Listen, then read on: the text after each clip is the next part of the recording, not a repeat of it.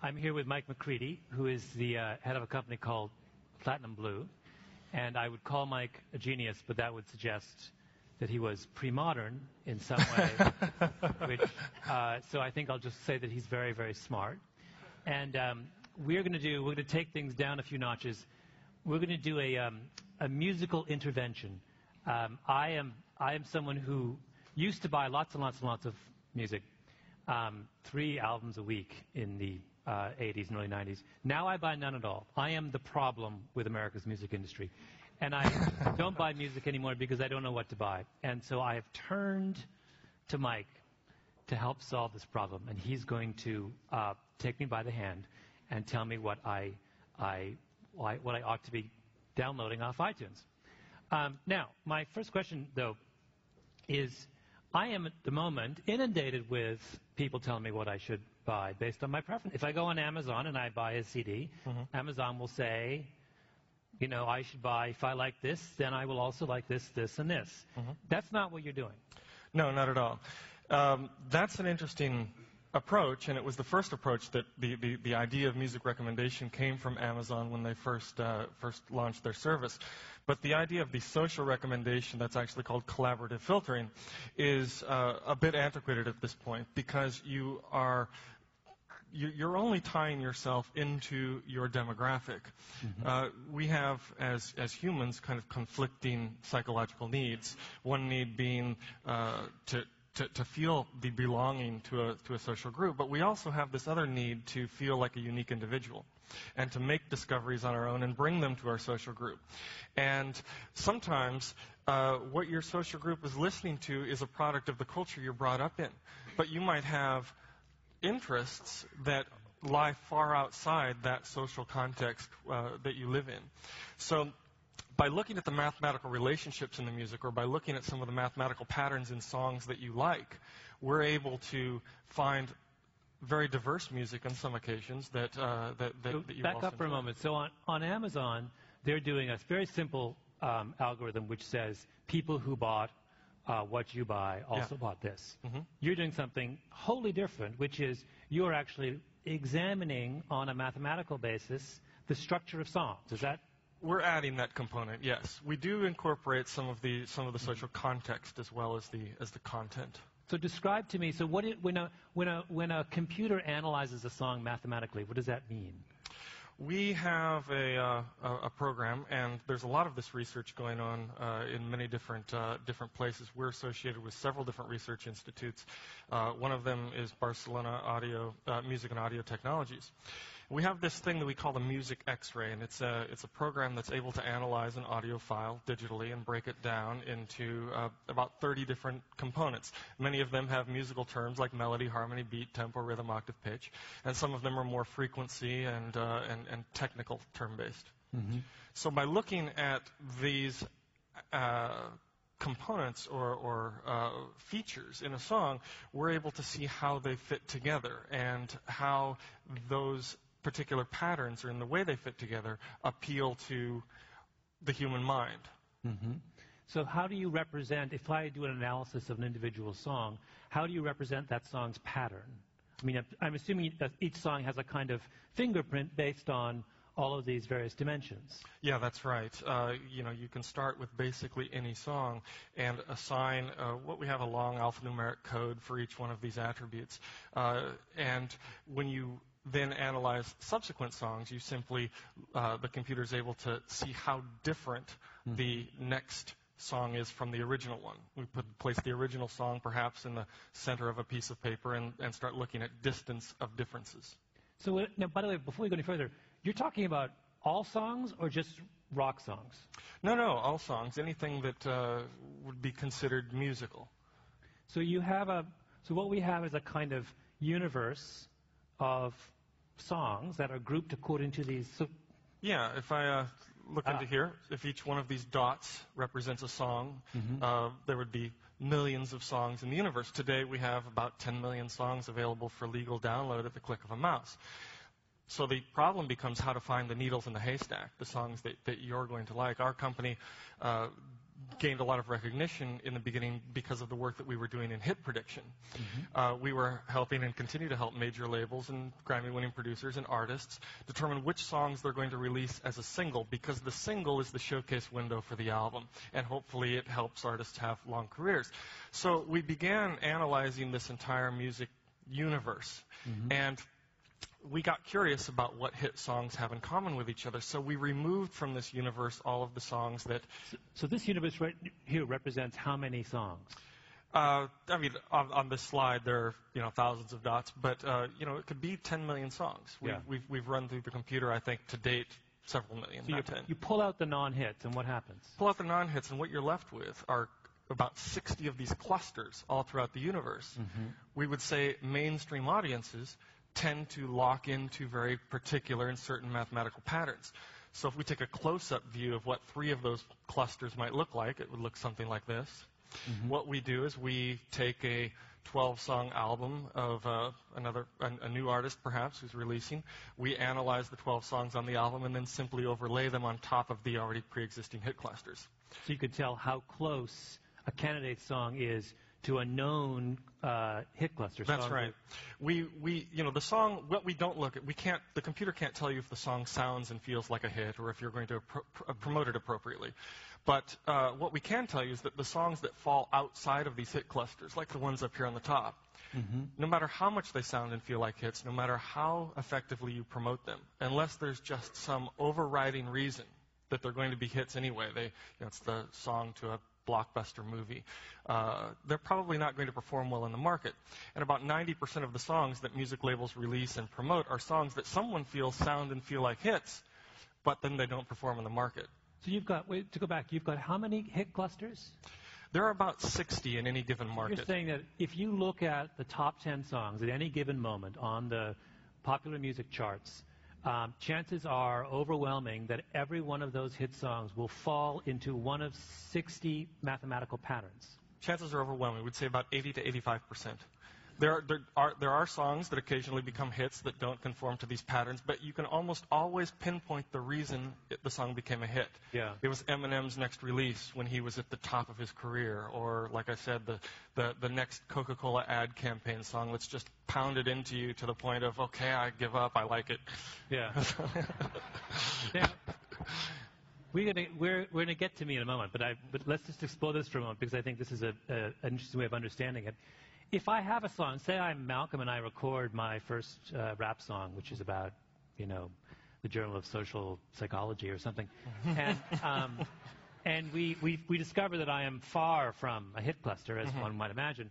Can you get me into the hit cluster? We can go into the studio, and while we try to really stay away from the artistic integrity of the creative process, we can help the producer. For the sake of argument, I have none. Well, then sometimes with the producer, yes, we can make tweaks to the mix and to the production that will get you closer to the cluster. It's hard to make very dramatic changes because so much does come down to, you can imagine that the most important attributes in any song are, at least in the Western world, are beat and melody. But how much more important are those than chord progression or sonic brilliance or cadence and so forth? And that's really the secret sauce of what we've been able to do. We've come up with this observational tool. I get hate mail occasionally from people who are thinking, you're bringing technology into art. But in reality, we've just developed this observational tool that's observing a phenomena that occurs naturally. And by having that information, business can use it to make better decisions or place better bets. What's interesting about this is the notion that you're saying that a hit song then has a certain kind of underlying integrity. That is to say, hits aren't hits because they're marketed aggressively or because they're done by someone who's famous or because they're shown a lot on MTV, or they are also hits because they tap into some fundamental underlying mathematical pattern that is pleasing to the human mind. That's what you're saying? Yeah, I think it's, you do need it to be promoted. You do need to get it out there in order for it to be enjoyed. But 9 out of 10 songs that are promoted in the U.S. market, it can cost $1 million to promote a single. But 9 out of 10 of those songs don't give a return on the investment. They don't chart. And executives at the labels are left scratching their heads wondering what they did wrong. Mm-hmm. They didn't do anything wrong. They just didn't have this information that they can't hear with their ears, but we're now able to see with machines. So you must do this a lot at this point. Have you trained your own ear to be able to recognize which songs fall in which clusters? That is to say, is this kind of thing transparent, or is it really only the computer that can see whether something is at the center of a... It's really only the computer. Like, in the same way the Xray shows the doctor his patient or her patient in a way that they couldn't see it before. The music Xray allows us to see our music in our market in a way that we couldn't see it before. Mm-hmm. And if you could train your ear to do what the computer's doing, I guess we would have something that was really revolutionary in terms of some information, but we couldn't really build a business upon it, which is what we're doing now. Yeah. Although we lack sometimes investors with this kind of vision for the applications of this kind of You technology. might want to just go upstairs. I understand they're quite anxious to find things like this. But show me the door. So I can see the clear implications of this for hit prediction. I'm a record label. I've got an album coming out. I can bring you in, and you can work with the producer and tweak some stuff, and you can choose the song on the album that you think has the greatest chance of becoming a hit. That makes sense to me. Now let's talk about the recommendation piece, though. Which before we do that, actually, when you think about these two ideas, one hit prediction, the other one recommendation, where do you think the largest potential market for this technology is? Is this ultimately a... Yeah, well, the hit prediction is our flagship service. It's what people know us for. But the real business opportunity here is in personalized recommendation. If you think about it, making a recommendation regarding a hit song for a mass market is just a little bit different than making a personalized individual recommendation for a person. Mm-hmm. We can look at the mathematical patterns that have mostly been successful in a mass market, but we can also look at the mathematical patterns that, you like. Yeah. That might be completely different. Now, before we get to me, believe me, we will get to me. If we look at a random group of people, and you have those 60 hit clusters, do all of us like songs from all 60 hit clusters, or do most people have a number of clusters that they kind of congregate around? Or most people have a number of clusters they congregate around. And perhaps only a few of them are where hits coincide. Yeah. So how many, for example, how many... The average person would like songs from how many hit clusters? Is it maybe 5? 4 or 5. Oh, I see. Yeah. Have you done this with yourself? Oh, yeah. How many hit clusters do you... I'm probably narrower than most people, actually. 3, 4 are where most of my... At least if I'm listening to hit songs, that's where they come from. I have musical taste that... don't fall into hit clusters that I like as well, but I'm frequently embarrassed by the narrowness of my taste. You were a musician at one point. You were in a rock band, right? Yeah, I was. Did the music that you were producing in the rock band coincide with? That is to say, did it fall into the same clusters that you as a human being like? Yes. Oh, that must have been a big relief. Well, yeah. I had a couple of hit songs in Spain where we released it, but I analyzed my album and I should have had 5, so I went back to my record label and. So how would one talk for a minute about if we were to use this as a kind of recommendation engine for people like me? Mm-hmm. How does one go about doing that? What would the sort of model for using a technology like this look like? So if we go back to the music universe here and simply say, well, let's identify a song that Malcolm Gladwell likes, and let's say it's not a hit, but it's a song, and we can identify it right there in the middle. Mm-hmm. What we would do is we would then look, because songs that are mathematically similar to each other are in close proximity to each other in this universe, we could simply draw a sphere around that song and say, the songs that fall within this vicinity are songs that you're probably going to like. Now, you might also like a song out on the fringe of the universe where we would simply draw another circle as well. So that's not the only place where your music taste is, but that is one of the places. Yeah. But if there's one song that I say is absolutely my favorite song of all time, mm-hmm. Is it a reasonable assumption that Other songs that you can find that are closest mathematically to my favorite will also be my favorite. That's to say, the closer I am to my favorite with the next one, that one's also going to be one that's beloved. It should be. You should enjoy it. You want to have some context in there. For example, because we are only looking at the mathematical patterns, or if we only look at the mathematical patterns, maybe your favorite song is a composition by Beethoven. Maybe the song right next to it is a song by Avril Lavigne, even though it sounds very different. Maybe you are not going to like a song by Avril Lavigne, no matter who recommends it to you, because of the social connotations that has. But you should. But you should if you listen to it with an open mind. So what we do is we also add this social context into it. We first look for perhaps a related artist that we know socially is maybe appealing to you, and then we would look for a composition by that artist that is mathematically similar to the composition that you suggested you like. There's a kind of pleasing paternalism to this, isn't there? There's a kind of, you may not like this, but it's sort of spinach and a certain. No, I mean that's a horrible way of thinking of it. But I'm just reminded of things my parents would say. You may not like this now, but trust me, someday you'll thank me later. You'll thank me later. Raw fish is a wonderful thing. Yeah. That kind of. Well, let's do a couple of songs of mine. Sure. Now I realize I paused before I agreed to do this because I realized it's deeply revealing and potentially embarrassing to announce your favorite songs to a group of strangers. So just keep that in mind. Let's do a Billy Bragg song. How many do you have on your... do you have a New England? Sure, it's probably in here.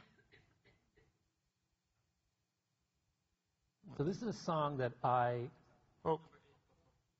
Remember, someone saw it. Oh. Find it. The New England, here it is, here on the bottom. Oh, there we go. So this is a song that I adore and have always adored.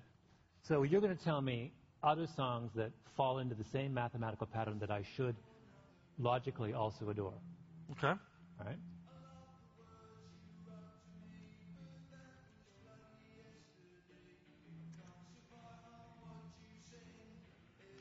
Raise this up a little bit so we can see the cluster a little bit better. How would you describe this? So we have Pete Seeger, The Clash, Woody Guthrie, Morrissey, Frank, whoever Frank is. Yeah. Is there a way of, do you have sort of names of describing these clusters? Like how would one, this particular mathematical pattern says what about? Well, we don't really have names for the clusters. For the hit clusters, we have numbers. Yeah. Hit 1, 2, 3. But this isn't necessarily a hit cluster. This is based on a song that you like, that could be associated with a hit cluster. Yeah. But is looking at a New England as the center of the cluster and then saying what is right around there, regardless of whether that song was a hit or not. Can you tell me now? Do you know whether this is a hit cluster or not, or whether it's close to a hit cluster? I can't tell on this particular application, but yeah, we can know that. It would be enormously comforting to me if it was. Because you're such a conformist. Well, that's not. So there's nothing. But I look at these things and I see that when I raised this question of whether this is potentially embarrassing, I see nothing potentially embarrassing in that list. Right? Morrissey, lovely. Well, that is, again, because we're using both the social context to first find artists that are kind of socially or culturally in the same sphere, and then looking for their compositions. We can do it looking only at the mathematical relationships, and you'll get a bolder kind of recommendation that probably pushes your horizons. So let's try another song. Let's look up some Nirvana. Okay. Let's do Man Who Ruled the World. If you've got that. I don't want to pull my thing down here.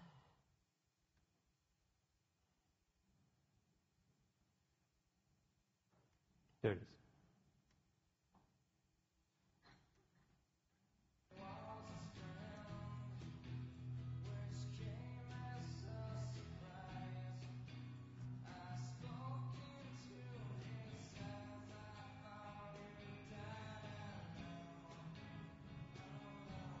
Oh, I see.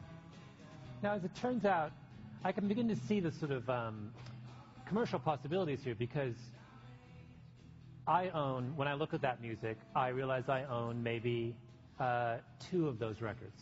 Mm-hmm. And if you could tell me, you could almost do a kind of money-back guarantee, I'm assuming, if you had you could say if you don't like it, you get your money. I mean, if I went on a website and sort of typed in these songs I like, and you gave me a little list, you're saying from a mathematical standpoint, there is a high statistical likelihood I'm going to... In a sense, we do. We don't provide this service directly to the end user. We provide a back-end solution for the retailer. Yeah. And we tell the retailer if this music search recommendation and discovery tool doesn't increase your sales and give you more satisfied customers, we're not going to charge you the license fee for it. Mm-hmm. So, there is a very clear business application here that helps the retailer, of course, sell more music, but in the end, it helps the consumer broaden their musical horizons. And like you said, it's been a while since you've purchased music, and you want to. You love music. Now, if I go around the circle, can I hear? I can't pick up the underlying similarities between all these songs, can I? Probably not. No. Which Not again even is on a kind of unconscious basis. Well, you probably wouldn't think that some of this music would be related to the song that we started with. But you should kind of have an aha feeling when something's recommended to you. Like you said, oh, I own this, but I didn't necessarily think that there was a relationship there. Or, oh, I never really paid attention to that artist before, but now that I'm listening to this song, I guess I do kind of like it. But what's fascinating to me about this is that it gives us an opportunity to separate out the causes for liking, right? So you talked about how there are certain kind of social reasons why we might like a hit song.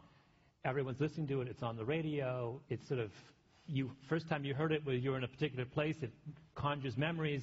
You would have had to be blind, deaf, and dumb not to, like Gnarls Barkley last summer, right? Mm-hmm. You couldn't turn the corner without someone, But this is you're teasing out that aspect of liking that is personal and structural, and shedding that aspect of liking that is social and contextual, right? We can. Again, we try to incorporate both in the final product because it does, the recommendation engines of the future, both for media, music, as well as for really all products, are going to kind of seamlessly be woven into our lives. Mm-hmm. But they should recommend things to you that are familiar enough that you feel that they know you. But they should also recommend things that are different enough or just beyond your horizons enough to make you feel it's pushing you to grow and expanding who you are. At the same time, it should grow with you. It should know the difference between Malcolm at age 25 and Malcolm at age 35 and Malcolm at age 45. Do you see sort of cluster creep? That is to say, does over the course of my adulthood, am I moving from one mathematical pattern to another? People grow, and as you expand your horizons, you start liking or trying things that maybe you didn't try before, so you add perhaps areas of the music universe to your repertoire of taste. Let's do one more. And this one this is deeply embarrassing. This is one of my guilty pleasures. It's Long December by Counting Crows. By? The Counting Crows. I'm sorry, I didn't hear you.